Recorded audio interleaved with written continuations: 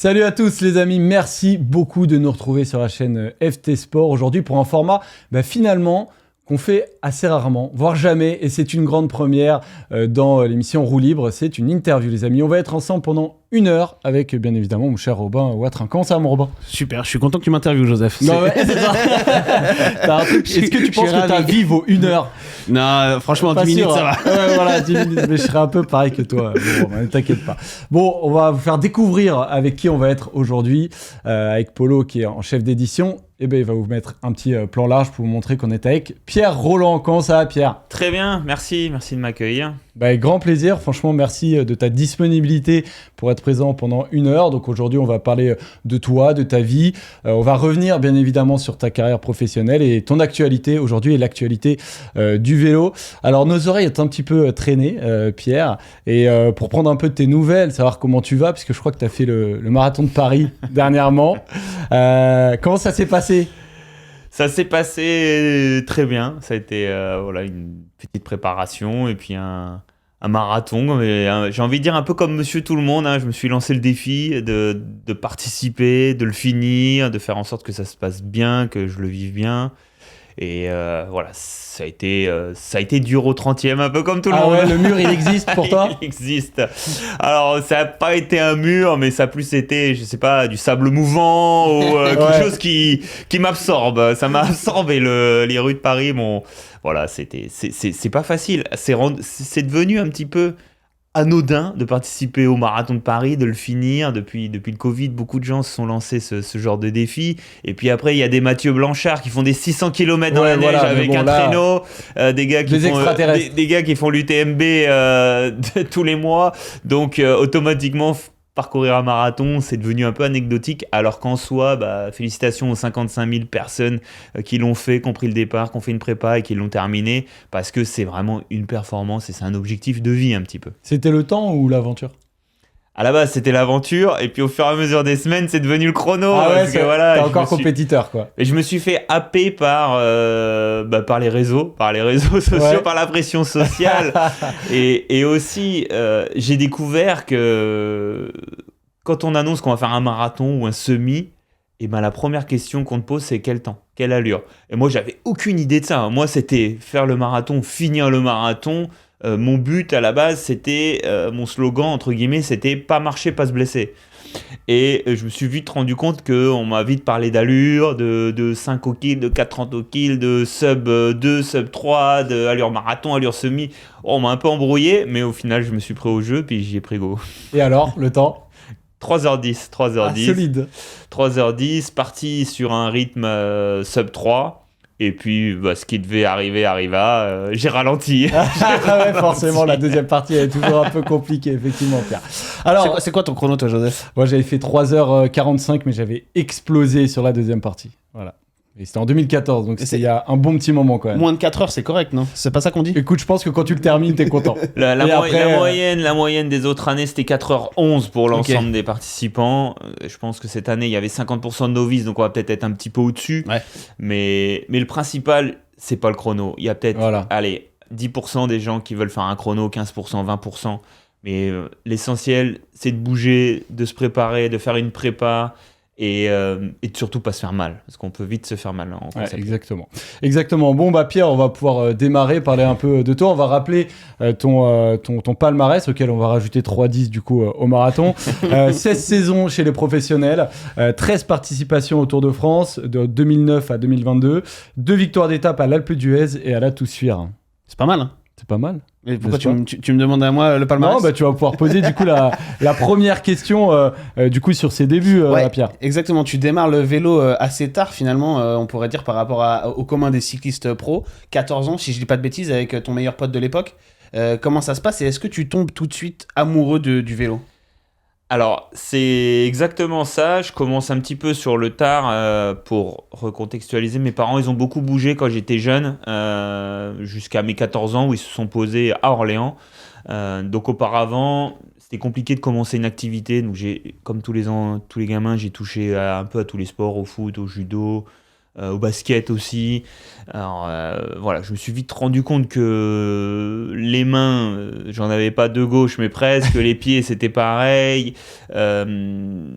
Et mon pote d'école, avec qui j'allais à l'école le matin, le midi, le soir, on rentrait, me racontait tout simplement ses week-ends, ses mercredis après-midi, à faire du VTT. Et ça m'a donné envie. Et puis à force qu'il m'en parle, il m'a tout simplement dit je vais en parler au coach et viens une fois un mercredi avec nous, avec ton vélo avec lequel tu vas à l'école. C'est pas un problème. Viens, vois si ça te plaît.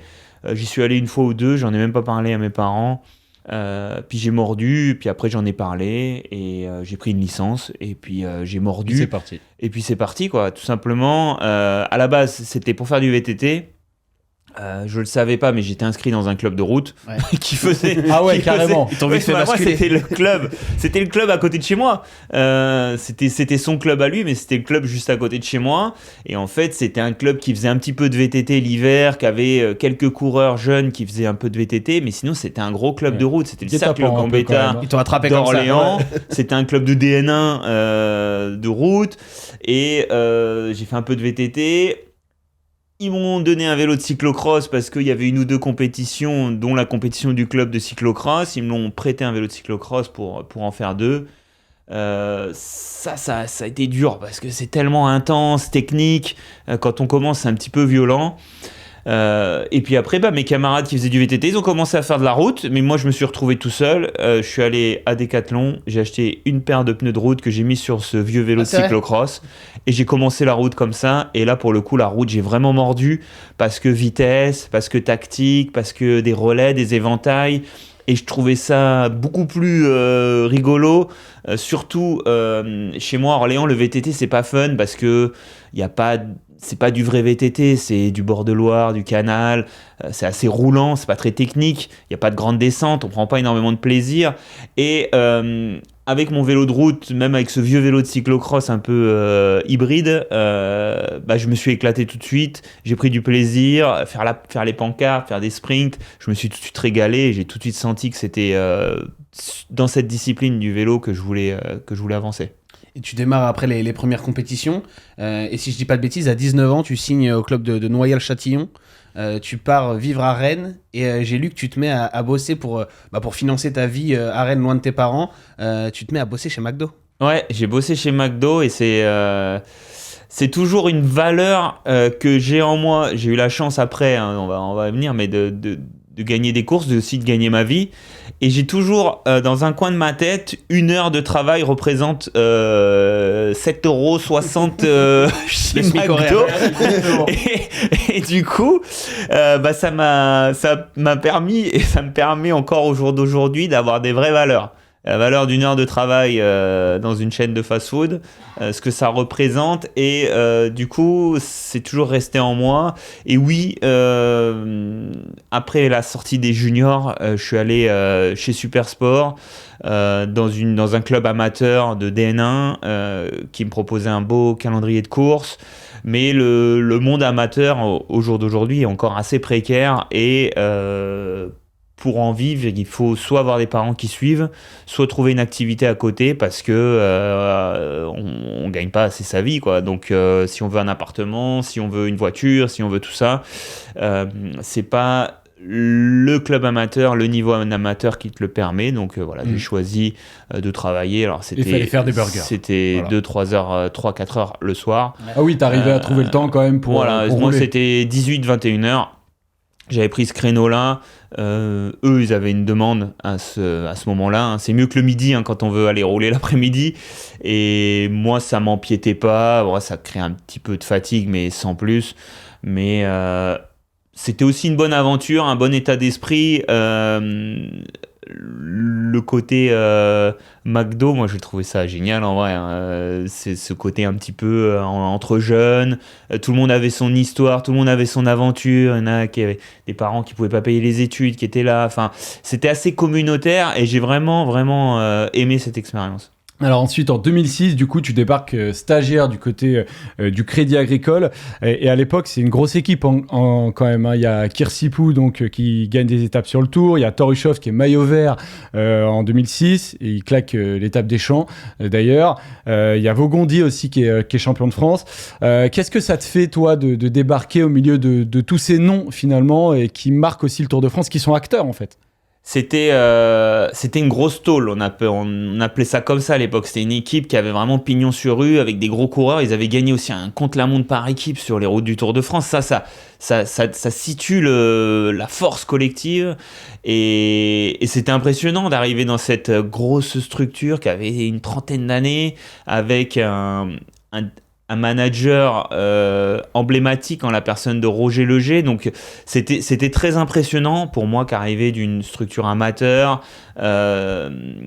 mais j'ai su m'adapter parce que j'avais été bien conseillé dans mon équipe amateur auparavant avec Lilian Le Breton, Stéphane Delot, Xavier Jean, 3 anciens pros qui venaient juste d'arrêter, donc ils étaient encore frais dans le milieu. Ils m'ont donné quelques outils, quelques clés pour réussir mon entrée chez les professionnels, et ça s'est vraiment bien passé tout de suite. Et pour survivre. Oui, pour survivre. Ouais, c'est pour un peu survivre. ça. Non, mais quand on est jeune, bien qu'on est sûr. ambitieux et qu'on arrive dans une structure où tu as des coureurs de renom qui ont un peu pignon sur rue, il faut arriver à faire sa place, mais il faut pas non plus trop les bouger. Parce que on peut vite les contrarier et on peut vite être... voilà, le petit jeune qui dérange. Donc il faut savoir jouer avec les égos de tout le monde. En NBA, ils font porter les sacs aux rookies. Oui. Toi, ça va, ils t'embêtaient pas trop? Alors, ça, c'est la génération d'avant. Ok. J'ai eu la chance de pas connaître tellement ça, mais oui, il y a eu une époque, il fallait laver le cuissard de ton collègue de chambre. Ah ouais. Non, mais c'était voilà, il y avait des petits, fallait laisser toujours le grand lit parce que quand on était à deux, il y avait des petits tips qui Sympa pour Pierre Roland qui a le grand lit. Ouais, presque non, 2 mais mètres. ouais, bon, moi je l'ai gardé parce que voilà, je me souviens d'un Lilian Le Breton qui me dit bon, si t'arrives le premier dans une chambre et que t'es avec un Patrice Algan, un Cauchioli, un Torushov ou autre, et que tu te retrouves en chambre avec eux, surtout tu prends le petit lit, tu laisses le grand. Et peut-être le jour d'après, il va te dire vas-y, prends-le. Ouais. Mais en tout cas, c'est un Montrer signe du de respect. Ouais. Et voilà, en tout cas, mon époque, ça se passait comme ça. Au jour d'aujourd'hui, je suis plus certain. Ouais. Tu me corriges si je me trompe, mais ta première course avec le maillot Crédit Agricole, c'est le Tour de l'Ain en 2006. Est-ce que tu en gardes un souvenir particulier de la première fois où tu portes ce maillot, Fier. de l'ambiance à l'hôtel, etc. T'as des souvenirs qui remontent? Bien sûr, hyper fier parce que déjà, je suis appelé pour être stagiaire, donc porter le maillot d'une équipe pro. En plus, j'arrive sur le Tour de l'Ain, je suis avec Patrice Algan, Christophe Lemaivel. Les deux ont fait le Tour de France. Christophe Lemaivel a également gagné une étape du Tour d'Italie l'année d'avant, il me semble. Il est premier français du Tour cette année-là. Et je me retrouve en chambre avec lui. C'est hyper particulier. Je me souviens quand j'enfile le maillot, je me regarde dans le miroir, je dis waouh, ça c'est quand même on me donne un casque, on me donne une paire de lunettes, on t'équipe. Et là tu te regardes dans le miroir, tu te dis bon, je suis en train de commencer à toucher du bout des doigts mon rêve, mon objectif de passer professionnel, d'en faire mon métier, de vivre de ça. Ça s'est bien passé cette première expérience. C'est ça qui m'a permis de mettre le pied à l'étrier définitivement entre guillemets. Parce Là, que tu te dis, ça y est, j'y suis, quoi. quasiment parce que déjà je fais du boulot pour les autres. Patrice Algan termine 4e la première journée. On est dans le match sur la deuxième et la troisième étape. Je contribue au succès collectif de l'équipe qui termine premier, deuxième de la dernière étape. Il me semble Patrice Algan devant Christophe Lemaivel. Et moi, auparavant, en amont dans l'étape, j'ai fait du boulot pour eux. Ouais. Donc, on me remercie, on me félicite. Le téléphone, il sonne au niveau de la direction de l'équipe pour me dire que j'ai fait du bon boulot. Christophe Lemaivel, qui avait du poids dans l'équipe, soutient mon travail auprès de la direction. Il y a de la reconnaissance. Donc, j'ai la chance de tomber sur un Christophe Lemaivel bienveillant, qui voit en moi un allié pour le futur, un jeune qui peut l'accompagner en montagne, qui peut l'aider. Et ouais, ça se passe bien. Et je termine mon gain, on va dire, pour passer professionnel au championnat du monde quelques semaines plus tard, où j'aide Romain Feuillu à terminer sur le podium des championnats du monde espoir. Et là, le lendemain des championnats du monde, Roger Leger m'appelle en me proposant un contrat. Si on avance un peu, en 2008, 2 ans après, tu es un coureur vachement plus accompli. Tu commences à découvrir les grandes courses. On te voit sur Paris-Nice. Et après, il y a le Dauphiné, où tu es dans une échappée de costaud vers Annemasse. Tu lâches Thomas Vauclair, qui est déjà un gros nom du cyclisme français, et tu te fais rattraper, puis lâcher par Cyril Dessel. Tu fais deuxième de l'étape. Ce jour-là, c'est quoi que tu as en tête? Est-ce que tu te dis, j'ai marqué vraiment de mon empreinte cette étape, et on sait maintenant que je peux jouer la gagne sur les grosses courses? Ou est-ce que tu es dévasté parce que c'est une victoire de prestige qui vient de te filer entre les doigts? Les deux, j'ai les deux sentiments. Forcément, le sentiment d'être présent sur une course de renom, la plus grande course à étape française derrière le Tour de France. Je suis là, je suis présent. J'avais annoncé à mon équipe que je serais présent et que je serais compétitif. Je suis là le jour J, dans une grande échappée. Je me retrouve avec Thomas, je le lâche. Thomas, à l'époque, c'est quelqu'un, hein. Je fais un numéro, je me fais rattraper par Dessel. Voilà, c'est...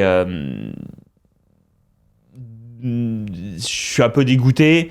Je me fais battre, mais je suis présent, j'existe et je marque mon équipe en tant qu'un grimpeur vraiment important. Enfin voilà, je deviens le grimpeur qu'on attendait de moi. Je prends une place, je prends une vraie place. Ouais. Et pourtant, tu fais un bon championnat de France dans la foulée, tu fais 6e, mais t'es pas pris au Tour de France.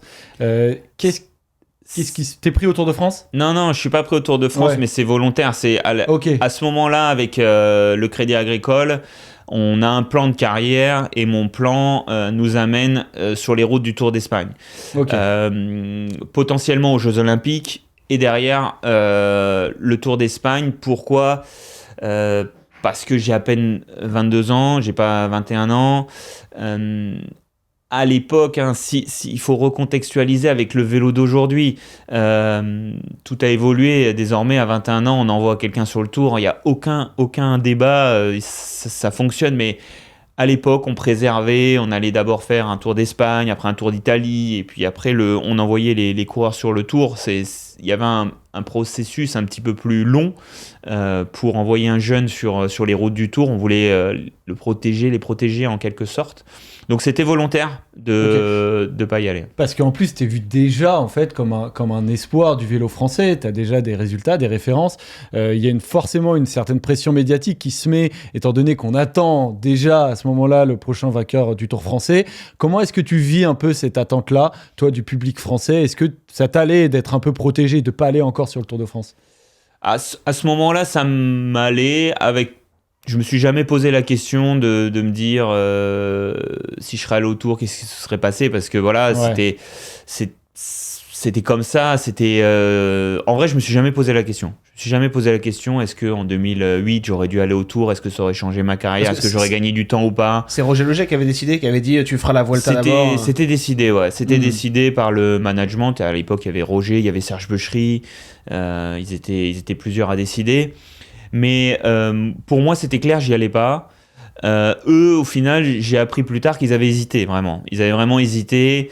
Mais il y avait Torushov, il y avait les sprints avec Torushov, il y avait des objectifs avec Tour. Et donc, j'avais pas ma place dans le plan, mais moi, ça m'a pas du tout contrarié. Après, tu vas rejoindre du coup B-Box Bouygues Télécom. Ouais. Comment ça se passe un peu les discussions à ce moment-là? Parce que tu es finalement assez jeune, tu es un nom qui est recherché dans le peloton, et tu vas dans l'équipe de Jean-René Barnado. Comment il fait pour te convaincre de le rejoindre? Alors, pour recontextualiser, l'équipe Crédit Agricole s'arrête parce que le sponsor Crédit Agricole décide de se retirer du sport en général. D'ailleurs, on ne les voit plus quasiment dans le sport. C'est une surprise à l'époque. C'est assez surprenant qu'eux se retirent, une grosse structure. Et c'est étonnant de ne pas les revoir dans le sport, parce qu'ils pourraient revenir par le biais d'un réseau ou d'un autre. Donc ça s'arrête, et moi, c'était pas du tout dans mes plans. J'avais 22 ans, j'avais un plan de carrière avec cette équipe, du fait déjà de ne pas participer au Tour, d'aller à la Vuelta. Et j'étais bien dans cette structure, j'étais équilibré. Il y avait du monde autour de moi, ça fonctionnait bien. Voilà, tout s'était construit autour de moi, on allait me faire évoluer petit à petit. J'avançais bien. Et là, d'un coup, au mois d'août, Roger nous prévient que plus de sponsors. Donc moi, tout seul, pas d'agent, 22 ans, et je me retrouve avec 8 ou 9 équipes qui me demandent de les rejoindre. Ça se passe comment? C'est eux qui t'appellent quand ils savent m'appellent, que ils Crédit Agricole ne continue pas, ils disent Pierre Roland est dispo, on l'appelle. On m'appelle, ouais. On Mais m'appelle mais directement. ils te disent quoi dans ce moment-là? Ils te disent tout de suite, on t'offre ça, on t'offre tant. Il y a des équipes, ça fonctionne comme ça va à l'essentiel, ça parle directement d'argent. Il y a des équipes ou des managers qui parlent de plan de carrière. Il y a un peu de tout. Moi, je suis un petit peu perdu là-dedans. Et en fait, ce qui se passe, c'est que le premier à se déplacer chez moi, c'est Jean-René. Jean-René se déplace dans mon appartement. J'avais un petit appartement à l'époque. Il se déplace tout seul. Il est bon, Jean-René. Voilà. et Jean-René, il a Pas fait de du téléphone. Jean-René, quoi. Ouais. Il m'a dit oui, je viens. Je dis mais t'habites loin quand même. Non, je viens. Il a pris, à l'époque, il avait un contrat avec une marque. On avait des Subaru. Il a pris la Subaru. Incroyable. Il a pas Lâché traîné 4 JR. mois, plus de permis de conduire, mais pas après Roland. il avait caché la plaque. Il a déboulé. La petite histoire, c'est qu'il a déboulé à la maison le matin avant que je parte pour les Jeux Olympiques. Donc il est venu. C'est pas lui qui avait le plus d'argent à me proposer, mais c'est Jean-René. Il a parlé avec son cœur. Il a parlé. Il a fait du JR, quoi. Il a fait du JR et moi derrière, j'ai pris l'avion pour aller à Pékin. J'ai ruminé ça pendant 25 heures de voyage. Je suis descendu de l'avion, je lui ai dit on y va, quoi. Et en fait, j'avais aussi envie que ça cesse. J'avais aussi envie de me dire allez, c'est bon, je vais là, ça va se passer. Je vais dans une équipe qui est populaire, qui est connue, avec des gens bien, une équipe française où j'aurai ma place de grimpeur à faire valoir. Et j'avais aussi envie de faire les Jeux Olympiques avec l'esprit un petit peu relâché, libre. Avec le recul, peut-être j'aurais dû me faire accompagner. J'aurais dû prendre un petit peu plus mon temps, mais jeune, quand on te propose des contrats à plusieurs centaines de milliers d'euros, honnêtement. Mais c'était ça les montants. Déjà ça, hein. Ouais, c'était ça, ouais. C'était ça. Donc, il faut être clairvoyant. Ce serait aujourd'hui, avec ce que j'avais fait à 22 ans sur Paris-Nice, le Dauphiné et autres, pourtant ma carrière s'est pas arrêtée il y a longtemps, hein, mais les montants ont été multipliés par 3 ou 4. Ouais. Incroyable. Et donc tu signes avec B-Box, mais ça aurait pu être qui d'autre? Tu dis il y a 8-9 équipes qui m'appellent. Est-ce qu'il y en avait 2-3 à la fin dans la shortlist? T'aurais pu atterrir où si t'atterris pas chez B-Box cette année-là? J'avais déjà quasiment toutes les équipes françaises, même toutes les équipes françaises de l'époque. J'avais également des équipes étrangères comme Caisse d'Épargne, comme Lamprey, comme je sais plus qui c'est qu'il y avait à l'époque, mais oui, j'avais toutes les équipes françaises plus des équipes étrangères, on va dire avec une connotation française. Caisse d'Épargne à l'époque avec un sponsor français, une équipe espagnole avec un sponsor français. Il y avait un peu de français dans le staff aussi. Il y avait aussi un peu de français, il y avait déjà des coureurs français. Mais j'ai plus la liste exacte. Et puis surtout que certaines équipes ont arrêté ou ont changé de partenaire. Et donc 2009, avec B-Box, c'est l'année de ton premier tour. Finalement, tu suis un peu le plan qui avait été établi avec Crédit Agricole, tu le continues un peu avec B-Box Book Telecom. Il est comment ce premier tour? Est-ce que tu prends une claque monumentale ou est-ce que le fait d'avoir attendu, finalement, d'avoir pris le temps, t'arrives sur le tour, t'es prêt? Parce que niveau résultat, quand même, pour un premier tour, c'est compliqué. C'est dur d'exister, non? C'est dur, c'est très dur. C'est très dur parce que, première approche, déjà, le fait d'y penser pendant un an, c'est dur parce que on pense qu'à ça, du coup on cogite un petit peu, on veut tout faire bien, souvent c'est là qu'on en fait trop, c'est pas facile à gérer. Et après, le grand départ à Monaco, c'est juste dingue. C'est juste dingue parce que Monaco, parce que la rampe de lancement, c'est un contre-la-montre. Je me vois en fait sur la rampe de lancement me dire ça y est, t'y es, quand tu regardais le départ du prologue au Futuroscope à Londres ou autre, ça y est, c'est toi l'acteur de ton rêve. Donc c'est particulier, beaucoup d'émotions, faut le gérer. Et puis c'est dur.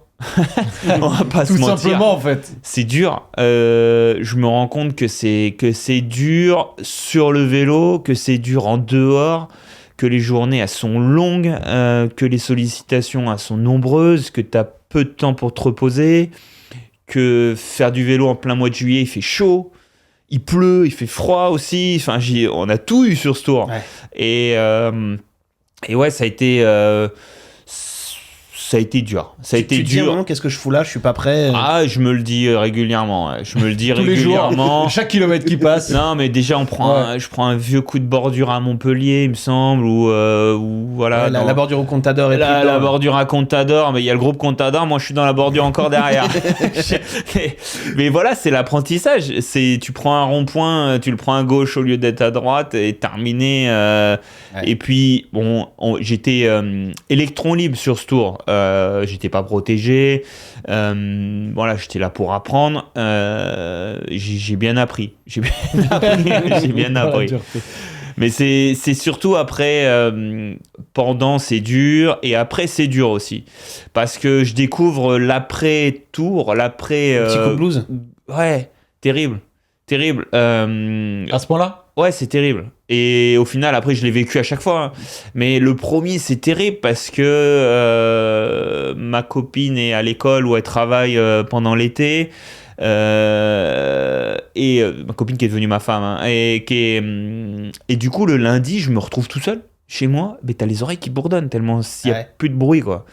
Et puis, bah, t'as pas d'objectif, tout te paraît dur. Là, tu commences à bien comprendre le mot procrastiner.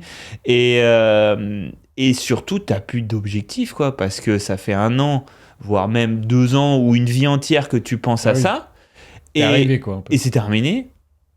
Et ça sent un peu la soupe froide, quoi. Et il faut se reprojeter tout de suite, parce que bah, le vélo...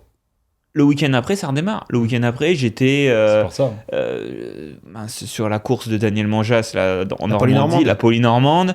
La semaine après, je suis sur le Tour de l'Ain, le Tour du Limousin, et puis c'est reparti, quoi. Il faut de nouveau se bouger, restimuler son corps qui s'est complètement endormi. Donc on est complètement sur off, et tout paraît dur. Tout paraît dur. Ça, c'est compliqué. Le Tour 2009 pour l'équipe B-Box Bouygues, c'est aussi la première victoire d'étape de Thomas Voeckler. C'est le leader de l'équipe. Tu le disais tout à l'heure, déjà dans le cyclisme français, c'est quelqu'un, il a déjà eu sa première épopée en jaune de 2004. Toi qui es le petit jeune qui arrive, l'espoir de l'équipe un petit peu, c'est quoi ta relation avec Thomas qui est le leader ? Avec Thomas, ma relation elle est bonne, comme avec tous mes autres camarades, mais on va dire qu'on n'est pas fusionnel à ce moment-là. Ça va venir un petit peu plus tard, mais c'est le leader, il montre l'exemple, c'est quelqu'un qui prend son ticket de l'auto, j'ai envie de dire, et qui montre que pour gagner, il faut saisir sa chance, il faut oser, il faut être opportuniste. Et Thomas, il démontre tout ça. Et puis surtout aussi, c'est un sniper. Hein. Quand il est en position de gagner, il se loupe pas. Et à ce moment-là de sa carrière, ça va durer 5, 6, 7, 8 ans. Quand il est en position de gagner, que ce soit sur les routes du Tour ou sur d'autres courses moindres, ou sur le Paris-Nice, sur le Dauphiné et autres, quand il est en position de gagner, il se loupe rarement. Et il fait très peu d'erreurs. Et c'est quelqu'un qui optimise à la fois son potentiel et à la fois sa façon de courir d'un point de vue tactique. Et ça, c'est un exemple. Et c'est un exemple aussi pour moi, Thomas, sur ces années-là. Je m'en inspire comme une éponge. C'est aussi sa façon de gérer les médias et les sollicitations. C'est quelqu'un qui est très sollicité par le public et par les médias. Sur le tour, c'est un truc de fou. Ouais, mais il arrive à le gérer d'une manière extraordinaire. Et moi, de mon fauteuil, loin de tout ça, déjà, moi, ça me permet de me libérer de la pression, des sollicitations. Et aussi, je regarde sa façon de faire, sa façon de gérer ça, en me disant que peut-être un jour, ça va être à moi de gérer une situation comme celle-ci. Et là-dessus, il est exemplaire, parce qu'il répond à toutes les sollicitations, il n'en loupe jamais une. Et il essaye, dans la mesure du possible, de répondre également à toutes les sollicitations du public, que ce soit autographes, dédicaces, photos, et des partenaires. Enfin voilà, et ça, c'est une partie du boulot qu'on ne voit pas. On imagine coureur cycliste, tu mets ton cuissard, ton maillot, tes dossards, et tu vas faire une course de vélo, c'est ce qu'on te demande. Mais au final, ça, c'est 50% de ton boulot. Quand on t'entend parler de ce tour-là, on refait un peu le tracé et on se rend compte du contexte émotionnel dans lequel tu te trouves. Que ce soit à titre personnel ou même dans ton équipe aussi où tu as un leader, tu as un collectif aussi dans lequel tu dois te fondre. Et en même temps, il y a tout ce qui se passe autour du tour. Et à ce moment-là aussi, il y a même le retour de Lance Armstrong que tu n'as pas vécu que tu n'as pas côtoyé en fait sur sa première carrière, mais qui est là, présent. Est-ce qu'à ton âge, on a le temps d'avoir un avis en fait sur son retour? Est-ce qu'on se dit il aurait peut-être pas dû revenir? Est-ce que limite en fait en tant que grimpeur, toi presque tu l'as vu aussi quand tu étais jeune, qu'est-ce que tu te dis par rapport à son retour à ce moment-là? Donc moi j'ai vécu son retour au premier plan. Premier plan, hein. J'étais vraiment au cœur du truc. À ce moment-là, moi je trouve ça extraordinaire. Très honnêtement, je vais pas dire ceci, cela. À ce moment-là, à l'instant T, en 2009, il fait le Giro, après il va au Tour. On voit au Giro qui fait que progresser. Je trouve ça extraordinaire parce que des comebacks dans le vélo, on en a jamais vu, ou peu, ou du moins pas. Moi, ça me parle pas. Non, moi non plus. C'est Lance Armstrong, c'est une star internationale qui a à ce moment-là fait des choses extraordinaires pour la lutte contre le cancer, qui a une vie de star, et au final dans le cyclisme des stars on n'en a pas ou peu, et moi je me dis j'ai la chance, je vais pouvoir dire que j'ai roulé avec Lance Armstrong dans ma carrière. Après il s'est avéré que ça a été une erreur pour lui de revenir, que ça lui a causé des torts, et que du coup après les langues se sont déliées et après on connaît l'histoire. Mais à ce moment-là je me dis que c'est quelque chose d'extraordinaire. Ça donne une visibilité aussi au cyclisme, les médias, tout le monde était autour de lui, tu voyais Armstrong, tu voyais une boule non, mais c'était incroyable. autour de lui de médias, mais c'était constamment. Je me souviens, Jean-René Godard qui avait réussi à avoir une interview de Lance Armstrong, c'était un événement d'avoir Lance Armstrong, alors que au final, pour aller faire une interview dans Stade 2, tout le monde fait la queue. Donc non, mais c'était l'événement. On a eu Lance Armstrong un quart d'heure. Il a répondu à 3 questions qu'il avait sélectionnées, hein, parce qu'on posait pas n'importe quelle question à Lance Armstrong. Il choisissait ses questions. Bien sûr. Ah ouais. Bien sûr. Il choisissait C'est les journalistes qui les posaient même. Il choisissait qui l'interviewait et quelles questions. Ouais. Et comme aujourd'hui pour et si on en posait une à la fin, voilà, parce que c'est la fin de l'interview, allez on se lâche, tu le revois plus jamais, hein. C'est terminé, c'était terminé. Il y en a qui ont essayé, hein. En conférence de presse, David Walsh, journaliste britannique, a essayé pendant toute sa carrière. C'est pas bien passé pour lui dans ses relations avec Armstrong, quoi. Et je me demandais, à la fin de ce Tour 2009, sportivement, c'est dur d'exister, tu le dis, le niveau il est très très haut. Toi t'as l'étiquette grimpeur, grand espoir français aussi. Qu'est-ce que tu te dis? Est-ce que tu te dis quand même les classements généraux ça va être compliqué, ou est-ce que t'es en confiance et tu te dis bon là c'était la découverte, mais je vais pouvoir jouer ma carte bientôt? Alors je termine de mémoire 21e, 4e au classement des jeunes. Ok, faut aussi regarder ça. Je me dis qu'il y a du boulot. Je me dis également qu'un top quelque chose, 10, 15, c'est jouable, c'est envisageable, avec du travail, et surtout je fais un petit peu la liste des coureurs qui vont sortir des 25 ans, des maillots jeunes, et je me dis que ce classement il est accessible, à un moment donné il va être jouable. Alors Andy Schleck a 1 an de plus que moi. À un moment donné, je sais qu'il va sortir de ce classement. Tu vas avoir 1 an de... Voilà, je vais avoir 1 an de marge. Je vais avoir 1 an de marge. Mais après, je sais qu'en dessous, il y a des coureurs comme Rigoberto Urán, qu'il y a du monde aussi qui arrive.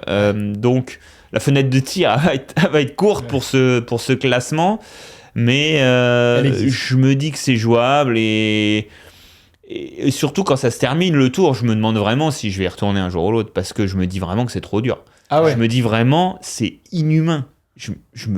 Franchement, quand je rentre chez moi, que je fais le point avec moi-même là sur ces 2-3 jours où t'es un peu dans le Dan là, je me dis je peux pas y retourner, c'est trop dur, c'est trop là, je suis mort, je suis lessivé, je peux pas, j'ai 22 ans. est-ce que je veux faire ça toute ma vie en vrai, quoi? Mais parce qu'en plus, tu as le profil du coureur qui va être amené à vivre la plus grosse pression médiatique, celle du coureur par étape, qui potentiellement est un espoir français sur le Tour de France, parce que tu es censé viser la victoire sur le Tour de France à ce moment-là. Ça doit être ton objectif, j'imagine. Non, moi, la victoire, vers lequel on pousse. j'ai jamais... Jamais t'y as pensé. Non, jamais. Un podium? Non, jamais. Jamais. Non, C'est après, voilà, là on parle de ma première participation. Si on se projette un peu plus tard, quand je suis maillot blanc, que je gagne les étapes, même à ce moment-là, je me dis que le podium, il est quasi injouable. Ouais. Entre terminer 5, 6e, même 4, 5, 6e, et le podium, il y a un step, il y a une classe de coureurs que moi, j'ai pas. Au fond de moi, je le sais, terminer sur le podium du Tour, non. Terminer sur le podium d'un Tour d'Italie, ça oui, parce qu'encore plus montagneux, parce que des contre-la-montre en montagne. En fait, le Tour, à l'époque où je l'ai couru, il y avait régulièrement une première semaine de plaine, de pavés, de côtes, de bosses. Et moi, je perdais du temps dans cette partie. Alors qu'au Tour d'Italie, on arrivait tout de suite dans le vif du sujet, on avait tout de suite des étapes de montagne, ça mettait une hiérarchie, il y a le double de dénivelé aussi. On est sur 30 000 au Tour, on est sur 60 000 sur les routes du Tour d'Italie. Désormais, les parcours du Tour ont évolué. C'est un peu plus équilibré, ouais. On durcit le début. Et ça m'aurait clairement avantagé de connaître ces tours-là. Alors fin 2010, du coup, tu reviens encore une angoisse, là en l'occurrence de la fin de B-Box, et vous attendez un repreneur encore et encore jusqu'au bout. Il y a Robcar qui arrive vraiment in extremis. Toi, à ce moment-là, il y a à nouveau, je ne sais pas si tu es accompagné à ce moment-là d'un agent, s'il y a des équipes qui viennent te voir, mais tu vas continuer avec Robcar du coup. Ouais, là, ça a été une période vraiment compliquée parce que du coup, je sortais 2 années un peu bâtardes avec mes 2 premiers tours. J'étais pas là où j'espérais et j'étais surtout pas là où on espérait que je sois. Donc à la limite que moi je sois déçu, c'est en moi, mais décevoir les autres, ça c'est compliqué. Donc j'ai essuyé des critiques aussi. On m'a mis très haut en 2007-2008 avec notamment mes étapes sur le Dauphiné, mes Paris-Nice et autres compétitions que je faisais où j'avais des gros résultats. Et après, l'apprentissage et l'approche des grands tours a été un peu plus compliqué. Donc, automatiquement, j'étais pas là où on m'attendait. J'étais un petit peu en dessous. Je me suis un petit peu perdu aussi personnellement dans mes entraînements. C'était un petit peu compliqué. Et le sponsor arrête. Et là, en vrai de vrai, fin 2010, je me pose la question de savoir si je veux faire ce métier-là toute ma vie ou pas. Donc j'ai 24 ans, pardon. Et là, je me demande vraiment si c'est alimentaire, si c'est un métier que je fais pour gagner ma vie, ou si c'est vraiment ce que j'ai envie de faire. Ouais. Et du coup, j'entreprends aucune démarche, donc je suis tout seul, j'ai pas d'agent. Et là, il y a des gens qui t'appellent comme 2 ans avant, ou là, le téléphone, il sonne plus? Il sonne beaucoup moins. C'est fou parce que tu as des références quand même. Ouais, il sonne beaucoup moins. J'ai 1 ou 2 managers qui m'appellent, 2-3 managers, notamment français, qui m'appellent en me rassurant, en comprenant mon choix de soutenir Jean-René jusqu'au dernier moment, et qui me disent, sans parler de contrat, d'argent ni autre, qui me disent, nous, on sera là pour toi, si tu as besoin, on te trouvera une place. Mais forcément dans des conditions beaucoup plus réduites, en fin de mercato, quoi. En fin de mercato. Alors eux, ils en profitent. Tu pourras rouler, mais ce sera plus les mêmes conditions, quoi. Mais voilà, après, c'est à toi de refaire tes preuves. Ça arrive à plein de sportifs. Hein. Et je me pose vraiment la question, et je dis à ce moment-là à ma compagne, écoute, peut-être je fais ça encore 1 an ou 2, je paye la maison et puis on verra, quoi. J'étais vraiment dans cette démarche. Le sponsor Robcar arrive au dernier moment, pour vous expliquer, je crois que j'en ai jamais parlé, mais j'étais en week-end entre copains. Tous les ans, je fais un week-end entre potes. Et c'est souvent à la fin de saison, donc en octobre. Dès que moi j'arrête ma saison, on se réunissait. Donc là, on était à Center Park, parti faire la fête pendant tout un week-end. Et Jean-René m'appelle le vendredi midi et il me dit: Pierre, c'est fini. Je dis: c'est fini. Moi, écoute, je pars en week-end et on va soigner le chagrin, hein, c'est pas grave, on va s'occuper. Et donc, on arrive à notre lieu pour le week-end. On commence un peu à vendredi soir, quoi, entre copains. Quoi. Entre potes. Et là, Thomas m'appelle. 20h. Je dis: bon, Thomas, il m'appelle, je décroche. Hein. Je dis: bon, je suis pas. Je décroche. Bon, Jean-René va t'appeler. Il va te faire venir à Paris. Faut que tu me dises ce que t'en penses. Parce que moi, j'ai un manager qui est devant ma porte. C'était Eric Boyer. Voilà, j'ai un manager qui est devant ma porte. Et normalement, je dois signer mon contrat ce soir. Mais faut que tu ailles à Paris demain. Jean-René va t'appeler. Tu vas aller à Paris demain. Tu vas rencontrer le sponsor. Tu vas me dire si tout ça, c'est sérieux, si c'est vrai. Et si c'est le cas, je remercie le manager qui vient et l'histoire elle continue, on part ensemble. Je dis ok, donc Jean-René m'appelle dans la foulée. Il me confirme bien que je dois me rendre le lendemain matin à Paris rencontrer les dirigeants d'Europecar. Il a ruiné ton week-end là. Non, au contraire. Donc, sur le coup, j'ai stoppé ma petite soirée. Hein, j'ai fini tranquille. Le lendemain matin, je suis parti à 7h30. À 9h, j'étais à Paris. J'ai rencontré les gens d'Europecar. J'ai vu Jean-René. J'ai signé un contrat sur un coin de table. Il y avait tout le monde. Il y avait la secrétaire. Il y avait tout le monde qui gérait ça. J'ai appelé Thomas dans la foulée. J'ai dit: écoute Thomas, je pense que c'est sérieux, j'ai signé un contrat, je lui ai envoyé les photos. Il m'a dit: oh, c'est incroyable. Il m'a dit: c'est parti, on continue. Et puis après, voilà, j'ai eu tout le monde au téléphone. C'est reparti. Je suis redescendu finir mon week-end. Je me suis arrêté prendre une caisse de champagne. On est passé de la bière, de la Heineken au champagne. Et puis c'est parti, quoi. Mais c'était extraordinaire. Ouais. Alors, vous imaginez bien les montagnes russes, hein, entre bon, j'ai plus de boulot, je vais trouver une équipe. Et puis là, pour moi, c'était clairement reparti, quoi. J'ai dit: ok, je signe en bas de la feuille, mais on remet tout à zéro, quoi. Les compteurs, ils sont à zéro. On a un nouveau partenaire, on a une nouvelle équipe, on a un noyau dur, parce que ceux qui sont restés, c'était le noyau dur du projet. Tous ceux qui se sont agrippés, Thomas, c'était le rocher, et on s'est tous mis autour de lui. Et Thomas, Jean-René et un sponsor qu'on a fait rayonner. Ouais. Tu signes un contrat de combien d'années à l'époque, toi ? Je signe 3 ans. Donc là, l'idée d'arrêter peut-être le vélo, c'est tu l'as à la base, je signe 2 ans. Et en discutant avec Jean-René, je dis: mais le partenaire, il part pour combien de temps ? Il me dit: il part pour 3. Il me dit: tu veux 3 ? Je dis: bah écoute, je dis ouais. Bon, ok, bon, tu lui changes la page 7 là, et tu lui mets 3 ans. En fait, le partenaire, le sponsor était content d'avoir un jeune grimpeur bloqué pendant 3 ans. Et moi, ça me rassurait aussi parce que j'avais pas envie de revivre ce qu'on venait de vivre tout de suite. Et au final, l'année d'après, je gagne à l'Alpe d'Huez, je termine maillot blanc, meilleur jeune. J'aurais dû signer 2 ans. Ouais. T'aurais pu renégocier. Ouais, c'est clair. Là, j'étais bloqué. Et du coup, justement, c'est là où on va. C'est la belle histoire, c'est que Europcar arrive in extremis.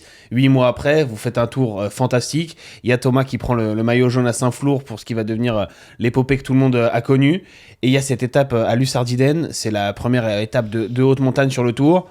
Il y a Thomas en jaune. Bon, le public, on ne sait pas trop à quoi s'attendre. On se dit, Thomas Vauclair, c'est quand même pas un grimpeur sur le papier. Et vous vous retrouvez à 2 à mener le groupe des leaders, en fait. Et Thomas, il dit: bon, bah, les autres, ils sont tout seuls. Nous, on est 2. Pierre, vas-y, emmène le groupe. Et c'est toi qui mènes le groupe des favoris avec le maillot jaune dans ta roue. Vous êtes un peu les patrons du tour à ce moment-là. Tu te sens comment ? Est-ce que tu t'imaginais un jour vivre un truc comme ça, quoi ? C'était incroyable. C'était incroyable parce que Thomas prend le maillot jaune la veille de la journée de repos, donc on a bien le temps de l'apprécier, de décompresser, parce que les courses à étapes, le tour, ça va vite, hein, quand tu prends un maillot jaune le lendemain, c'est une machine à laver, c'est tout le temps en route, quoi. Et là, on a une journée de repos. incroyable. On était du côté d'Aurillac, on était tout seul, l'équipe était tout seul, pas de réseau. Alors, on s'est reposé, on était entre nous. Alors, il y a forcément eu une conférence de presse qui était un peu plus volumineuse que ce qu'on avait l'habitude. Ouais. Mais c'était incroyable. C'était incroyable. Et après, bon, les jours passent. On fait nos petits calculs. On se dit, bon, il y a 3 jours d'étape, ça va arriver au sprint. Après, il va y avoir une étape, mais elle n'est pas trop dure. Et puis après, il y a l'Uzardinen. Alors, l'Uzardinen, c'était un morceau. Hein. C'était... je sais plus, il y avait le Galibier. Avant le Galibier, il y avait un col derrière, là, qui est en parallèle de... Ouais, il y avait peut-être le Tourmalet dans l'étape. il y avait le Tourmalet, Je crois que ça fait Tourmalet-Lussardinen. Oui, et avant, il y a une parallèle de l'Aspin qui est bien plus dure. Donc, une vraie étape de montagne. Et... on se retrouve au bout de quelques kilomètres dans l'Uz, 15, 20, et ça fait que attaquer. Ça attaque, ça revient, ça attaque, ça revient. Et là, Thomas me dit, bah écoute, roule. Ça va, roule assez vite. En gros, bah, il me fait pas un roman, hein, mais en gros, il me fait comprendre de rouler vite pour pas que ça attaque, et si ça attaque, de tamponner les attaques. C'est-à-dire que ça attaque, les mecs se posaient, donc de venir un peu tamponner ces accélérations, ce qu'on fait à merveille, et on termine juste quelques secondes derrière les favoris. Ouais, c'est rien. Et il perd 20 secondes à Luzardinen, Thomas, pour le maillot. 2 jours après, il y a Port-de-Balès, il perd rien. On arrive ensemble dans le groupe de tête. Ouais. Et on est je crois, à la 14e étape. Il a encore une 49 d'avance au classement général. Tu te dis quoi? T'hallucines? Tu te dis, mais qu'est-ce qu'on est en train de faire? Ouais, bah là, honnêtement, on pense pas à gagner le tour, hein, à ce moment-là. Et surtout que Thomas ne le dit jamais.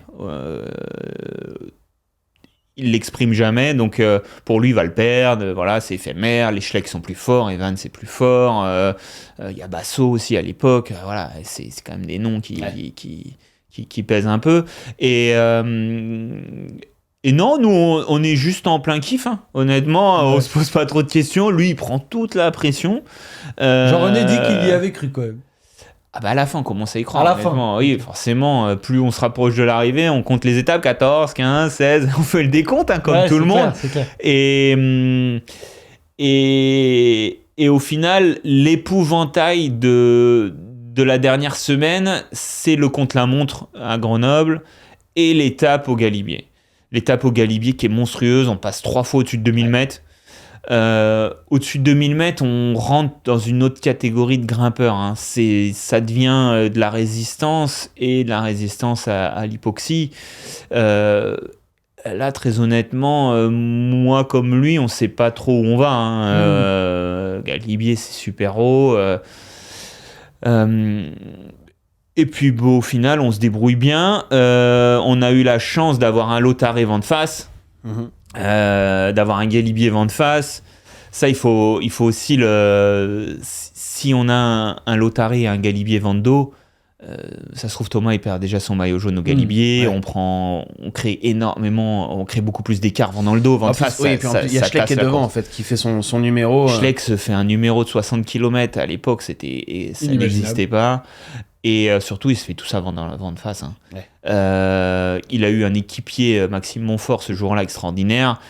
Mais lui, il était fort. Et surtout, il avait, comme au poker, hein, il avait jeté les cartes. Et, il avait tout mis. Ouais. Il avait tout mis. Hein.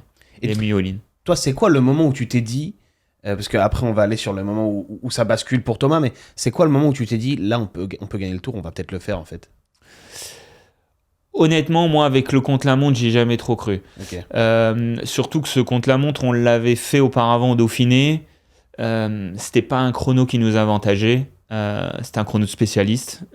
Certes, il y avait un bout de col, mais au contraire, avec des vélos, si on bossait à la fois l'aéro et un vélo léger, on était clairement avantagé sur ce contre-la-montre. Nous, à l'époque, avec Thomas, notre marge sur les contre-la-montre, c'était entre 1 minute, 45 secondes au mieux, à 1 minute aux 10 km. Donc, il y avait 40 bornes. Donc, le calcul, c'était, on allait perdre 3 minutes, 2:33 minutes. Au résultat, il a perdu moins, mais parce qu'avec la fatigue et la 3e semaine, les écarts se resserrent. Mais sur un chrono en début de tour, à la pédale en le faisant à fond. C'était ça le tarif. Hein. Parce qu'on n'était pas des spécialistes, parce qu'on n'avait pas un matériel très développé. On savait la sentence. Donc moi, très honnêtement, ce contre-la-montre me faisait très peur. Après, du coup, il y a le 22 juillet 2011, où du coup, à l'Alpe d'Huez, tu gagnes. Il y a Thomas, par contre, qui est furieux pendant l'étape. Je me souviens d'une image où il éclate son bidon par terre. Est-ce que tu as réussi quand même? C'est quoi l'ambiance à l'hôtel? Parce que toi, tu gagnes, tu es hyper euphorique à l'Alpe d'Huez. Et puis, lui, il perd son maillot jaune. C'est quoi un peu l'étape? Qu'est-ce que vous arrivez à discuter, à échanger là-dessus? Il vient me voir après l'arrivée, il vient me voir dans le camion où on se change, il me félicite. Ça déjà, voilà, je sais que lui il a perdu. C'est la première fois qu'on le voit sans sa tenue. Il a remis une veste avec les sponsors. Qui est pas jaune. C'est particulier. Donc moi j'ai une victoire mesurée dans mes propos, mesurée aussi dans ma démonstration à l'hôtel. Pour moi la soirée elle est très longue parce que des sollicitations, parce que tout le protocole, hein, la Bien conférence, le contrôle antidopage, tout ce qui va avec. Après, forcément, se faire masser, l'ostéo et autres. Moi, j'arrive à table, il part, on se croise. Et puis le lendemain, on fait la route ensemble pour aller au départ parce qu'on était, nos camarades étaient partis avant nous. Nous, on vu qu'on partait dans les derniers. Et dans la voiture, pour aller au départ du contre-la-montre, je sens un Thomas très concentré. Moi, j'étais dans ma bulle, j'avais même pas regardé le classement général le soir. Pour moi, c'était perdu. Lui, il joue le podium encore. Et lui joue le podium, ouais. Lui joue le podium, et au final, dans la voiture, c'est vrai que je me souviens à regarder le classement, mais de lui dire, mais comme ça, tout naïvement, mais au final, tu peux encore faire un podium, là. Genre, mais mec, t'as Et pas. t'as dit quoi? Bah oui. Ouais. Ouais, mais t'es sur ton nuage aussi, quoi. Mais j'étais plus du tout. bien moi, sûr. il a perdu, quoi. Ouais. Voilà, c'était la gagne ou rien, quoi. Ouais, bah Je dis, forcément. putain, mais en fait, je regarde le classement le lendemain matin, quoi. Je dis, mais tu peux jouer le podium encore? Bah ouais, je crois bien. Bien, mais bah, on vit des moments quand même extraordinaires à ce moment-là. Et c'est vrai que quand on est acteur, qu'on est dans le moment, etc., on se rend pas compte. Et Thomas, il a mis des années à dire ce qu'il a dit récemment dans certains podcasts, que oui, au final, il pensait gagner, que oui, le matériel, ceci, cela. Mais nous, je vous le promets, il nous a jamais dit je peux gagner le tour ou je peux finir ce podium. Ouais. Jamais. Et il l'a jamais dit. Et est-ce que en lui il l'avait? Je suis même pas sûr. Ouais. Tu crois pas qui parle. C'est la question que je vais poser quand on a fait l'entretien à Winamax, que je vous invite à aller voir ceux qui ne l'ont pas encore regardé. Je lui dis, est-ce qu'il y a un jour où tu vas te coucher à l'hôtel, t'es là, t'as tes pensées quand tu vas te dormir. Est-ce que tu te dis, peut-être je vais le garder le maillot jaune, peut-être que dans 3 jours, sur les champs, c'est moi le maillot jaune, quoi. Toi, tu penses qu'il a jamais eu cette pensée? Je pense pas. Ouais. Je sais pas, je suis pas dans sa tête. Hein. Ouais, c'est ça, c'est de la psychologie là. Je suis pas dans sa tête, mais nous, il nous a tellement dit, ces gars, c'est pas possible, c'est trop gros, les autres sont trop forts, il y a le contre-la-montre, il y a le galibier, il y a ceci, il y a cela. En même temps, c'est un malin. Ouais, c'est un moyen aussi de se décharger un petit peu de la pression. C'est un moyen de se décharger, mais aussi, s'il l'a pas pensé, s'il l'a pensé qu'il pouvait gagner, il aurait dû nous le dire, parce que peut-être on aurait peut-être pu modifier des choses. Ouais. On aurait peut-être pu modifier des choses. Moi, quand il me libère de mon rôle d'équipier à l'Alpe d'Huez, j'y vais aussi parce que dans sa démarche, il m'a dit que c'était pas possible. Les jours précédents, pendant des jours et des jours, il nous a rabâché. Je gagnerai pas le tour. Je terminerai certainement pas sur le podium.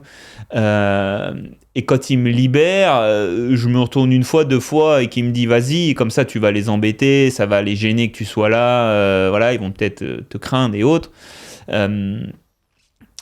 Si il a une démarche différente de dire je peux le faire et autres, et qui court pour le gagner, tu restes avec lui. Je reste avec lui certainement. Ouais. Sur ce tour-là, il s'embrouille d'ailleurs avec Contador. Et alors quand on a organisé cette interview, moi je me suis dit, Pierre Rolland, j'avoue que pour moi, c'est un peu le genre idéal. Et je me demande si Pierre Rolland, des fois, s'énerve. Et si sur un vélo, il a déjà eu un peu des petites frictions avec des coureurs, ou si c'était vraiment quelqu'un de très calme. Ça m'arrive de m'agacer. De temps en temps. Ça m'arrive, il y a des choses qui m'énervent, mais il faut vraiment pousser le bouchon pour que je sorte de mes gonds. Jamais arrivé en course. Ah, quasiment pas. Où c'est très lié à une personne ou une situation. Mais non, pour me faire sortir de mes gonds, il faut quand même y aller. Bon. Juste une dernière question sur ce Tour 2011. On parle de la relation que tu as avec Thomas et de la course pour le maillot jaune.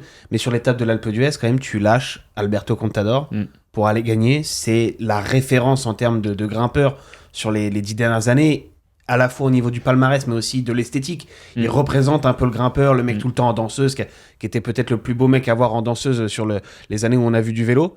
Toi, est-ce que tu te rends compte sur ce moment-là? Est-ce que dans une étape comme ça, tu as le temps de penser à des trucs... est-ce que tu as le temps de te dire, je suis en train de lâcher Alberto Contador, ou sur le vélo, tu peux pas penser à ça? En fait, ma victoire à l'Alpe d'Huez, elle s'est construite à partir de Luzardinen. Elle s'est construite petit à petit, étape par étape, et là où j'ai gagné l'Alpe d'Huez, c'est la veille dans le Galibier. C'est-à-dire que la veille dans le Galibier, j'ai terminé devant Sanchez, j'ai terminé devant Contador. Les jours précédents, j'étais avec eux ou capable de rouler sur eux, c'est-à-dire qu'ils attaquaient, j'étais capable d'anéantir leurs attaques. Et donc, psychologiquement, j'étais dans un mood où, sur ce tour-là, sur cette 3e semaine, je me sentais au moins aussi fort qu'eux. Après, Contador, dans l'Alpe d'Huez, il m'a fait douter. Quand il revient sur moi, qu'il m'attaque une fois, 2 fois, qu'il fait sa danseuse infernale, là, à faire que de relancer dans tous les sens, je me dis très bien, on est à 10 km de l'arrivée, on est dans l'Alpe d'Huez, si je m'amuse à le suivre, il va m'exploser le moteur à un moment ou un autre, il va me tuer. Donc je lui dis vas-y. Et puis on a eu un mano à mano à distance. Après Sanchez me rattrape et puis on connaît l'histoire. Mais Contador, à ce moment-là de sa carrière, c'est le meilleur grimpeur du peloton. C'est le coureur avec des démarrages foudroyants, qui a une classe, qui reste, comme tu l'as dit, des minutes entières en danseuse. Ça représente ce qui se fait de mieux en montagne. Et ça te crée une euphorie de le lâcher, quoi? Bah oui, non mais j'y crois même pas, honnêtement. C'est Contador, moi l'image que j'ai, c'est à Verbier quand il éclate tout le monde, ou c'est sur le Giro quand il place des démarrages de fou tout le temps. Voilà, c'est Contador. Mais sur ce tour-là, on a eu un Contador émoussé. Qui sort du Giro, qui a des affaires un petit peu, qui traîne un petit peu des casseroles, et je pense que ça le perturbe dans son quotidien. Et on n'a pas un Contador des grands jours. C'est pas celui de 2009. Non, pas du tout. Pas du tout. On a un Contador qu'il faut surveiller comme du lait sur le feu, parce qu'à tout moment ça part, voilà. Et la preuve le lendemain, enfin la preuve dans cette étape-là quand il attaque dès le télégraphe. Mais on n'a pas un Contador qui est hyper tranchant, quoi. Alors on a beaucoup parlé du Tour de France, Pierre. On avait envie de parler aussi du Giro, parce qu'au final tu as fait 4e du Giro. Ouais. Et je sais pas si aujourd'hui t'en gardes un souvenir très fort. Comment ça s'est passé? J'ai pas l'impression que les Français s'intéressaient autant au Giro qu'aujourd'hui.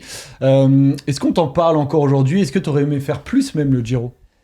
J'aurais aimé faire plus, mais quand on est français, participer au Giro, c'est un petit peu se mettre une balle dans le pied ou une épine dans la chaussure pour le Tour. C'était le Tour de France, quoi. Nous demander le Tour.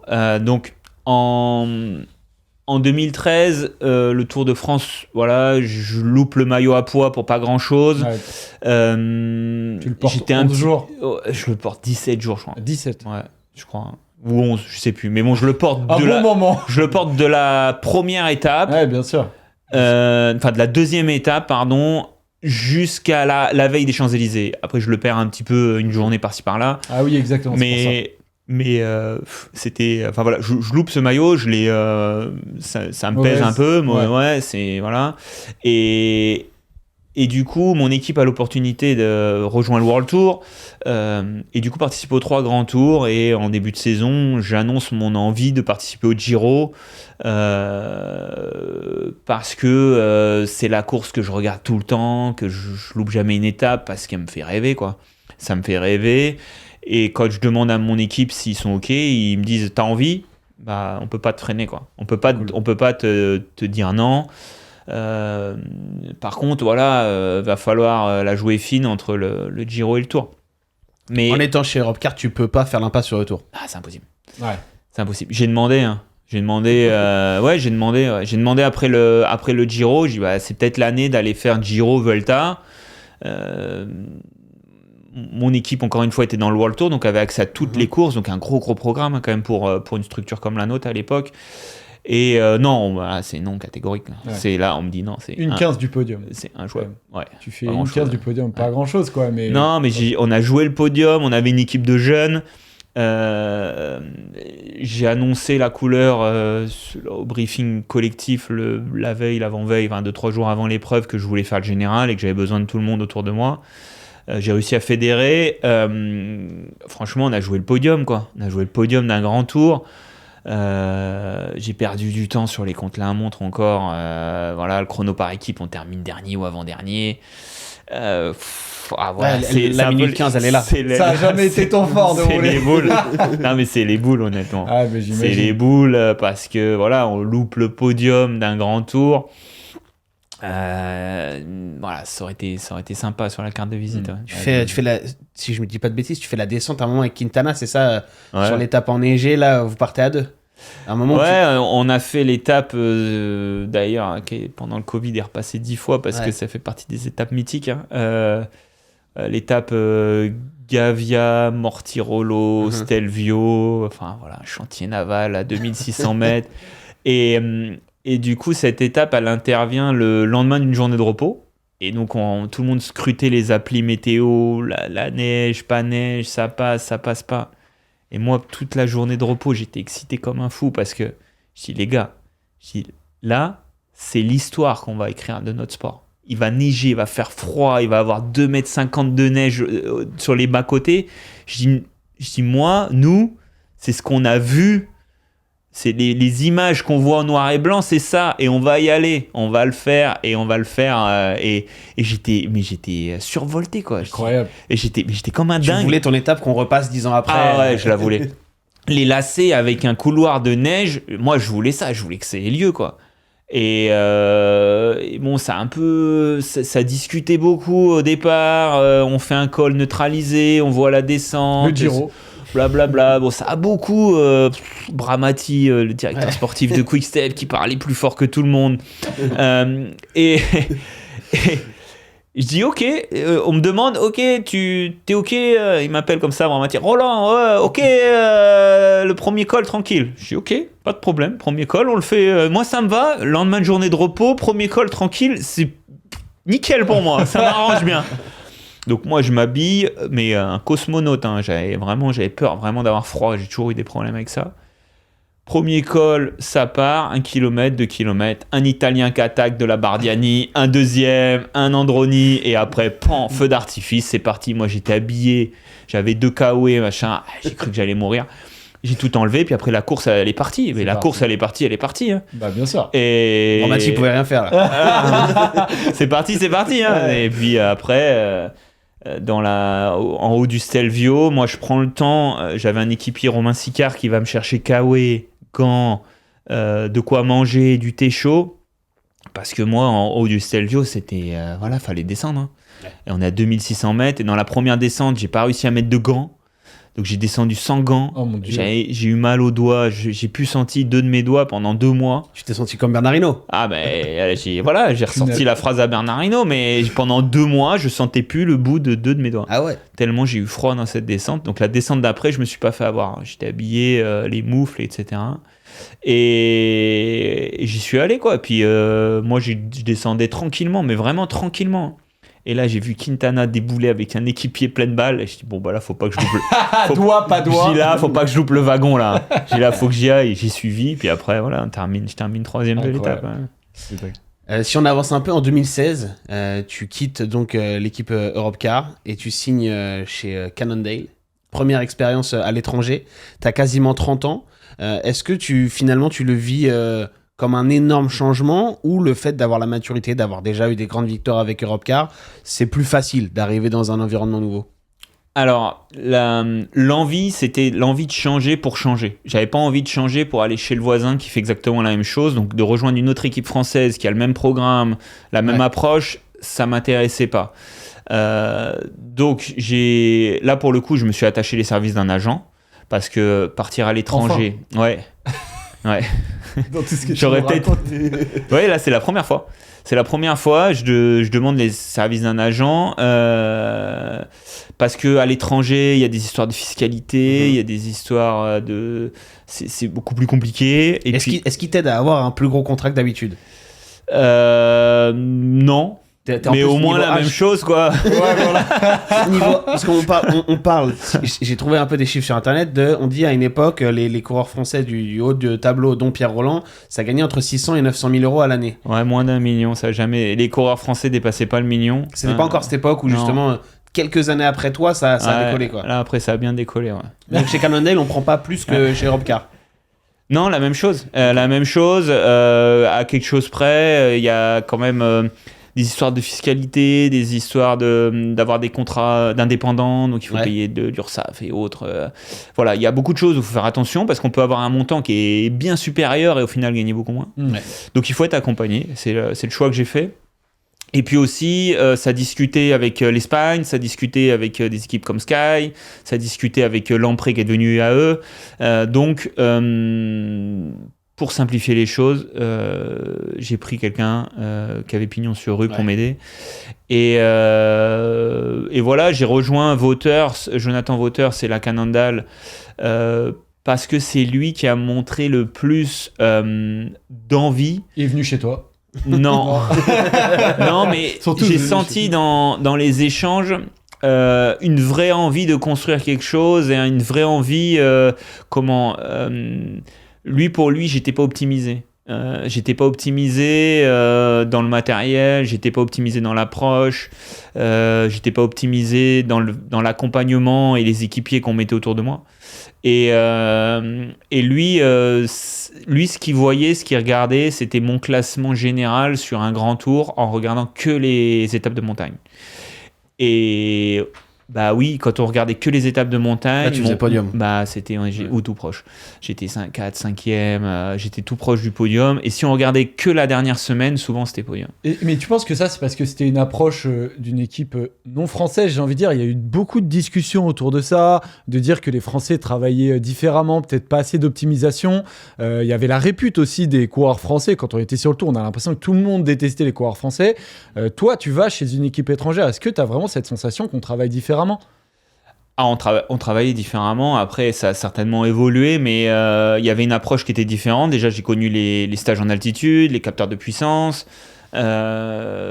toutes ces choses-là, un nutritionniste, tout ça, moi, je n'avais pas, je connaissais pas.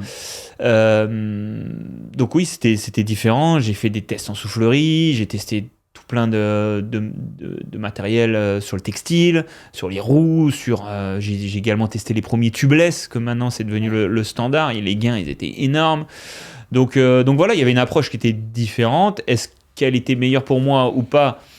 Je sais pas. En tout cas, tout ce qui a été mis en place, on n'a pas été récompensé, du moins sur mon premier tour, avec une double chute, des choses comme ça. Mais en tout cas, j'avais envie de changer et de pas avoir de regrets, de me dire j'aurais dû aller voir ce qui se passe à l'étranger, voir une nouvelle approche, voilà, je m'essoufflais aussi un petit peu de là où j'étais. Ouais, je comprends. À moi ? Ouais, à toi, mon si on fait la dernière étape de ta carrière, c'est 2019, l'arrivée chez Vital Concept à l'époque, qui devient BNB, donc le retour en France. Et on va dire un peu comme ce que tu avais connu avec Crédit Agricole et avec Europcar, il y a une histoire encore de sponsor qui ne repart pas, sauf que là ça a plus de conséquences parce qu'il n'y a pas derrière de rebond et ça signe la fin de ta carrière. Toi tu décides quand le BNB s'arrête de ne pas repartir.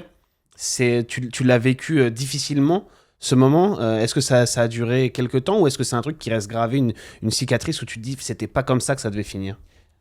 Au fil de l'interview, je me rends compte que je suis un peu chat noir avec les sponsors. Hein. Mais c'est dingue, franchement, ouais, c'est une Non, mais folie. c'est l'histoire des équipes. Les équipes, Ouais. c'est ça tout le temps. Dans le C'est vélo ça tout le pro, temps. Là, il y malheureusement. a une équipe qui a annoncé il y a quelques jours que c'était compliqué pour eux, une équipe française. Enfin voilà, c'est un modèle économique qui est compliqué. Hein. On dépense l'argent qu'on nous donne, on n'en gagne pas. Donc, quand on nous en donne plus, il y a plus de revenus. Donc voilà, ça c'est la petite parenthèse. C'est un modèle économique quand même qu'il va falloir réfléchir sur ça. Mais oui, ça s'arrête après 4 ans chez Vital Concept qui est devenu BNB Hotel. Alors, pour moi, forcément, je suis déçu. Je suis sous contrat en plus. Hein. T'avais prolongé jusqu'à 2023. J'avais signé un contrat supplémentaire d'1 année. Ça s'arrête. C'est soudain, mais on le voit venir. Vous êtes bien informé par Jérôme Pinault à ce moment-là Non, on nous a informé que tout va bien. Hein. On fait même les premières réunions, les premiers stages, on les fait, stage administratif à Paris, mi-octobre, juste après Paris Tour ou avant Paris Tour, je sais plus. Où tout se passe bien, quoi. On essaye les vêtements, on essaye les casques, on essaye les vélos. Ouais, t'es pas du tout au courant de ce qui se On passe. commence à discuter des programmes, donc tout est en route, quoi. Et après, il s'avère que ça s'arrête. Moi, personnellement, j'ai des propositions d'équipes. J'ai 1 ou 2 équipes qui m'appellent.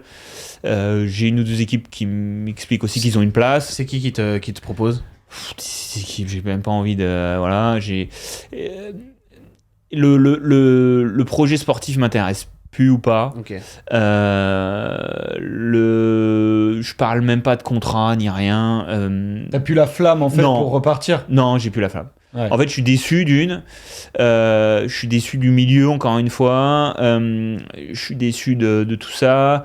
Et honnêtement, ouais, j'ai une équipe qui me contacte, c'est l'équipe Burgos pour participer à la Vuelta. Ouais. Et je leur dis, écoutez, ils hésitaient avec mince, je vais manger son nom, ça, c'est impossible, mais un coureur de mon équipe Ouais. qui était aussi sur le carreau. Ah, je m'en veux de manger Un coureur français. un coureur français qui va du coup signer chez Burgos. Je dis au directeur, je dis, Prenez-le écoutez, lui. Prenez-le lui.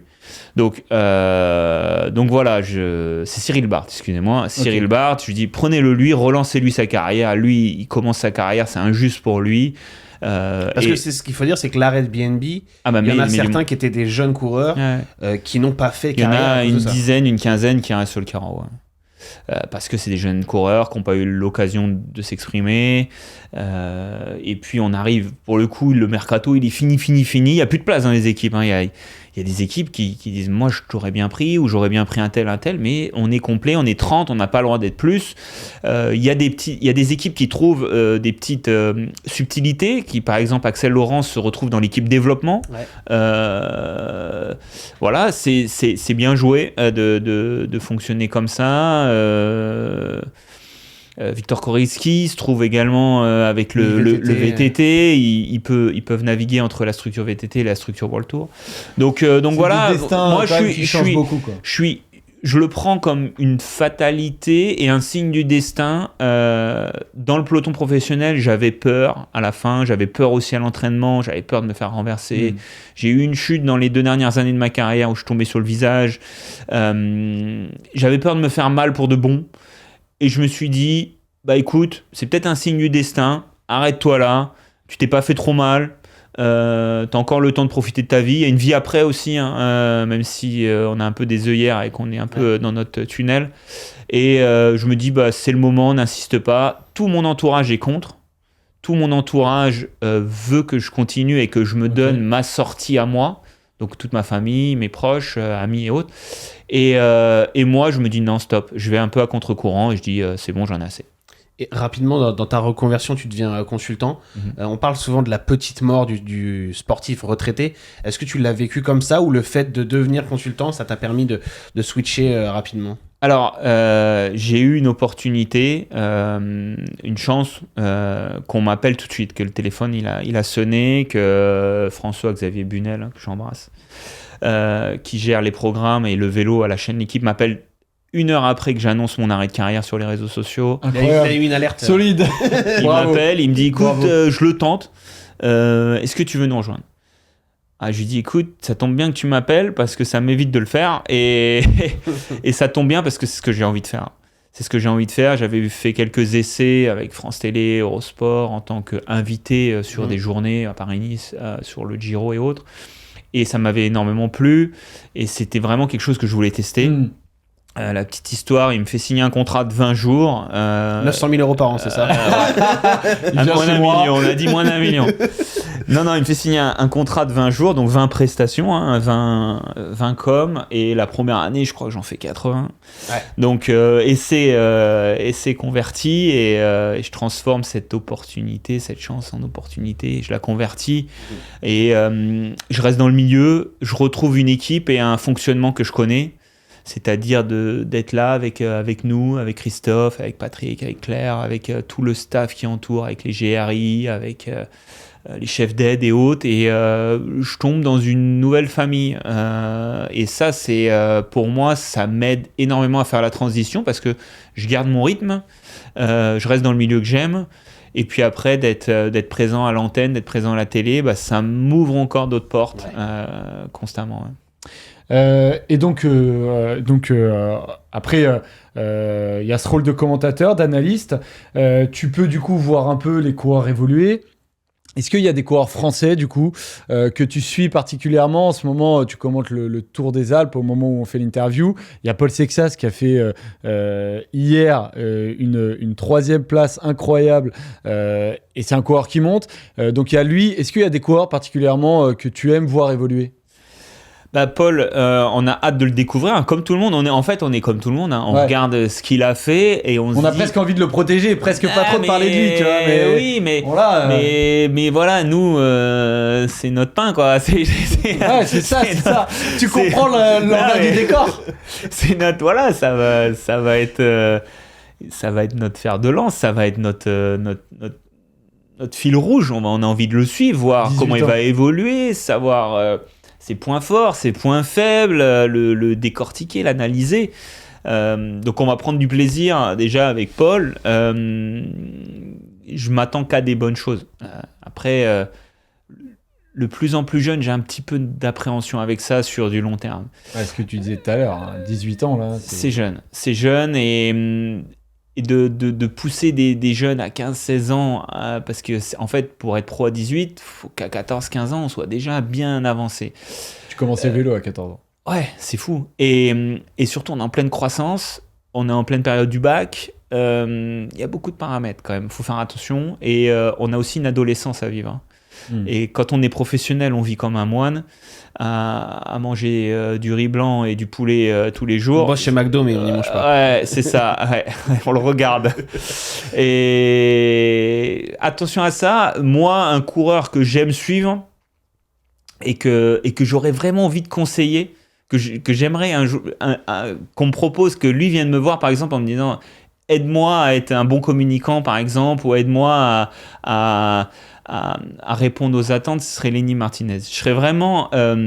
parce que ce coureur-là, il a un talent de fou, mais je pense que sa communication, elle n'est pas dingue. Et il faut faire attention parce qu'être un bon coureur qui est juste bon à gagner des courses et qui n'est pas un bon client, je trouve ça dommage de passer à côté d'être à la fois un bon coureur et un bon client. Donc Lenny Martinez, Paul Sexas, il y a d'autres aussi comme Romain Grégoire. Romain, pépite, talent, caractère de dingue. Forcément, on prend du plaisir à les suivre. Plein d'autres. Mais là, oui, Lenny, Romain Grégoire. Une belle génération, quoi. Ouais, c'est une génération de dingue. Paul... Après, moi j'aime bien Paul Magnier. Paul Magnier, pareil, le fait d'être consultant, on l'a vu arriver, on a fait un plateau, ça va frotter avec Claire qui nous a ramené Paul Magnier. Honnêtement, je connaissais pas Paul Magnier. J'ai dit, mais Claire, qu'est-ce qu'il nous ramène encore un vététif? et en fait, discuter avec lui, mec solaire, bon, ambitieux. Et puis après, ça confirme. Il arrive chez Quick Step, bim, il gagne. Course d'après, course à étapes, il lance son collègue parce qu'on lui a demandé de lancer son collègue. Ah bah, il l'a lancé le collègue, il l'a mis à 3 vélos. Caractère. Non mais pépite quoi, pépite. Là, il a découvert les classiques, c'est un peu dur, mais c'est bien. Tant mieux que ça soit un peu dur. Ça va lui donner un peu plus la dalle et il va revenir avec le couteau entre les dents. Bon, par contre, de temps en temps, en commentant sur la chaîne L'équipe, du coup, tu peux te retrouver face à des raids solitaires comme ceux de Tadej Pogacar. Alors, il y en a qui. On se pose toujours la question sur notre plateau dans Roue Libre avec Robin et avec Paul. Il y a un côté où ça marque l'histoire et où on la vit de nos yeux, et il y a un autre côté où des fois ça tue un peu le suspense. Toi, est-ce que tu arrives à apprécier ces raids solitaires, cette hyper domination de certains coureurs? Quand Tadej Pogacar démarre à 50, 60 ou 90 km, comme il a pu le faire l'année dernière au Strade Bianche, ou voilà. Il nous tue il nous a cassé le jouet. Hein. Voilà, déjà prise d'antenne, il est devant tout seul. Toutes les interviews, tu peux plus les passer parce qu'elles sont obsolètes. Donc tu meubles à raconter un coureur, à expliquer à un coureur, oui, il a tel braquet, machin. Enfin, c'est un peu chiant. Après, c'est pas infaillible. On l'a vu sur l'Amstel. À un moment donné, sa stratégie, la stratégie des UAE, on la connaît, c'est de rouler à fond, d'essorer tout le monde, et quand il démarre, tout le monde n'a qu'une envie, c'est de souffler. On a vu à l'Amstel, ils l'ont laissé faire son numéro, il est parti tout seul, et quand il y a un Remco Evenepoel qui joue de ses qualités de rouleur pour le rattraper petit à petit, il y a match. Donc Pogacar, Milan-San Remo avec Mathieu Van Der Poel, on adore. Sur Roubaix, on adore. Pogacar sans concurrence, on aime moins. Ouais. Après, là, si on prend le fil de la saison, pour le moment, il a quasiment eu toujours de la concurrence. Il a même eu un Pidcock qui lui a donné un peu de fil à retordre au Stradé. On n'a pas eu pour l'instant un raid de 50 bornes tout seul, peinard. Ouais, au Stradé, voilà, il a chuté. Il a chuté voilà, aussi. Voilà. Ça a aidé. Il a pris une méchante pelle, personne ne se relève, et lui, il repart et gagne. Mais on apprécie quand même le coureur parce que beau vainqueur, beau perdant, c'est pas le cas de tout le monde. Remco Evenepoel est un beau vainqueur, mais il n'est pas forcément un très bon perdant. Et aussi au niveau des autres équipes, désormais, le scénario, on le connaît. Faut plus rouler avec UAE, et il faut être capable au moment où il démarre de se regrouper, quitte à le laisser prendre une minute, se regrouper et s'organiser. Remco Evenepoel, à l'Amstel, il s'est manqué de peu qu'il ait un équipier de plus avec lui. Il avait que Van Wilder, il y avait Sharkman qui a basculé l'ascension où tout explose, mais vraiment il était à 2 doigts de revenir. Donc si Remco il a un équipier supplémentaire, ça change tout, ouais. Ça peut changer beaucoup de choses. S'il se regroupe à 1 ou 2 équipes, et si on a un Wout van Aert en confiance qui fait rouler Tish Benoît avec Van Wilder et autres, si tout ça s'organise, à un moment donné, laissez-le attaquer à 50 km, revenez sur lui à 10, 15, 20 km et vous allez le cueillir à chaque fois. Ça, c'est quand il est un petit peu moins bien. Parce que quand il est bien, quand il démarre, merci, au revoir, ciao. Ouais, c'est clair. Très beau débrief de l'Amstel, Pierre. On a fait cette semaine. Comme ça, les gens qui ont l'habitude de nous suivre auront une petite explication. Sur la domination de Tadej Pogacar, ça vient évidemment avec les suspicions. On en entend parler depuis déjà 3-4 ans, même depuis le premier tour remporté par Pogacar. Toi, tu as connu les années Armstrong lors du retour. Tu as connu aussi les affaires Contador-Froome qui sont venues sur le tour en se traînant des casseroles comme ça. Est-ce que tu comprends la situation dans laquelle il est, Pogacar, aujourd'hui, que des mecs doutent? Est-ce que finalement, c'est inhérent au fait qu'un mec gagne beaucoup de courses? Ouais, c'est inhérent, oui. On peut rien y faire. Il y aura toujours le doute sur la performance, et j'ai envie de dire dans tous les sports un peu d'endurance et autres. Quand il y a quelqu'un qui domine, c'est comme ça, on a le doute. Alors, on vit aussi du passé, hein. On a des histoires qu'on traîne.